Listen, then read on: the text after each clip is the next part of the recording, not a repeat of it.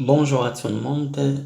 Dans cet exercice, on a à résoudre dans R les équations suivantes. La première équation, valeur absolue de 1 demi x moins 3 moins la valeur absolue de x plus 2 égale à 0. Et la deuxième équation, la valeur absolue de 2x moins 1 moins valeur absolue de x plus 1 est égale à 5 moins 4x. Alors pour la première équation, on a valeur absolue de 1 demi x moins 3 moins valeur absolue de x plus 2 égale à 0. Ça c'est équivalent à valeur absolue de 1 demi x moins 3 est égal à valeur absolue de x plus 2. Et on peut résoudre directement cette équation-là en utilisant la propriété suivante des valeurs absolues. Si on a valeur absolue de A est égal à valeur absolue de B, ça c'est équivalent à A est égal à B ou A est égal à moins B. Alors appliquons cette propriété pour notre cas qui joue le rôle de A, c'est 1 demi x moins 3 et le B c'est x plus 2. Donc l'équation valeur absolue de 1 demi x moins 3 moins valeur absolue de x plus 2 égale à 0 équivalente à 1 demi x moins 3 est égal à b qui est x plus 2 ou 1 demi x moins 3 est égal à moins b, c'est-à-dire moins x moins 2. Et ça c'est équivalent à 1 demi x moins x est égal à 2 plus 3 c'est 5 ou 1 demi x plus x est égal à moins 2 plus 3 c'est 1. Ça c'est équivalent. 1 demi x moins x c'est moins 1 demi x est égal à 5 ou 1 demi x plus x c'est 3 demi x est égal à 1. Et ça c'est équivalent à x est égal à 2 fois 5 10 avec le moins c'est moins 10 ou x est égal à 2 sur 3. Et par suite l'ensemble des solutions de cette équation c'est la paire moins 10 2 tiers. Pour la deuxième équation, on a valeur absolue de 2x moins 1 moins valeur absolue de x plus 1 est égal à 5 moins 4x. Alors, en fait, pour cette équation-là, on n'a pas une méthode directe, c'est-à-dire on n'a pas une propriété des valeurs absolues qui permet directement de résoudre cette équation-là. Donc, on est obligé de discuter le signe de 2x moins 1 et le signe de x plus 1 pour enlever les valeurs absolues. Alors, regardons d'abord 2x moins 1, quand est-ce qu'elle s'annule? Elle s'annule lorsque x est égal à 1 demi. Et x plus 1 elle s'annule lorsque x est égal à moins 1. Alors je dresse un tableau qui m'aide pour étudier le signe et pour simplifier l'équation. Alors là, x moins l'infini plus l'infini, là moins 1, 1 demi.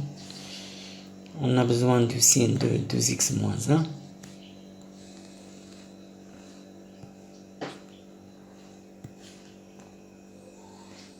On doit étudier le signe de x plus 1. Simplifier la valeur absolue de 2x moins 1. Simplifier la valeur absolue de x plus 1. Et dire à quoi est égal la valeur absolue de 2x moins 1 moins la valeur absolue de x plus 1 dans chaque intervalle. Et après, on passe à la résolution, selon les cas bien sûr. Alors, pour 2x moins 1, il s'annule en 1 demi. Et pour x plus 1, il s'annule en moins 1. Pour le signe de 2x moins 1, là à droite, on met le signe de A. A c'est 2, donc plus. Et à gauche ici, c'est le signe contraire de A. Donc moins, moins. Pour x plus 1, à droite de moins 1 ici, je mets le signe de A, le coefficient de x c'est 1, donc plus, plus, et là le signe contraire de A. Alors, dans l'intervalle moins l'infini moins 1, 2x moins 1 est négatif, donc la valeur absolue de 2x moins 1, ça va être moins 2x plus 1. Même chose dans l'intervalle moins 1, 1 demi. Donc moins 2x plus 1. Et pour l'intervalle 1 demi plus l'infini, on a 2x moins 1 est positif, donc sa valeur absolue est égale à 2x moins 1. Pour la valeur absolue de x plus 1, dans l'intervalle moins l'infini moins 1, x plus 1 est négatif, donc la valeur absolue de x plus 1 c'est moins x moins 1.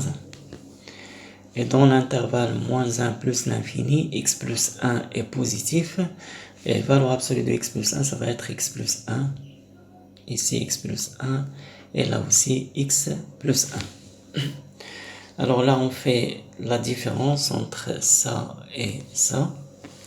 Donc ici moins 2x plus 1 moins entre parenthèses moins x moins 1 est égal.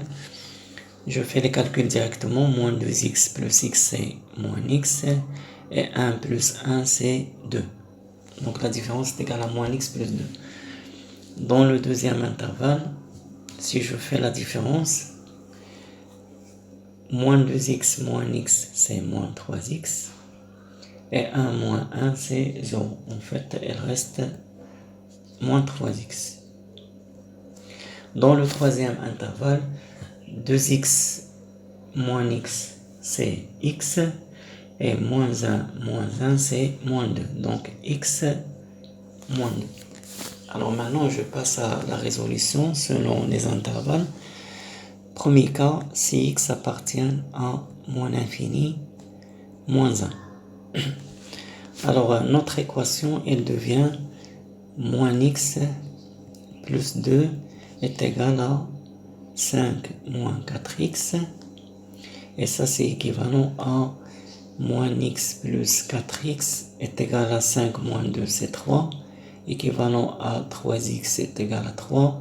Et ça, c'est équivalent à x est égal à 1. Or, 1 n'appartient pas à notre intervalle en question. Donc, S1 est égal à l'ensemble vide. Pour le deuxième cas, si x appartient à l'intervalle moins 1, 1 demi. L'équation devient moins 3x est égal à 5 moins 4x. Donc, moins 3x plus 4x est égal à 5. Et ça donne que x est égal à 5. Or, 5 n'appartient pas à l'intervalle moins 1, 1 demi. Cela donne que S2 est égal à l'ensemble vide. Pour le troisième cas, si x appartient à l'intervalle 1 demi plus l'infini. Alors l'équation devient x moins 2 est égal à 5 moins 4x. Donc x plus 4x est égal à 5 plus 2 c'est 7. 5x est égal à 7.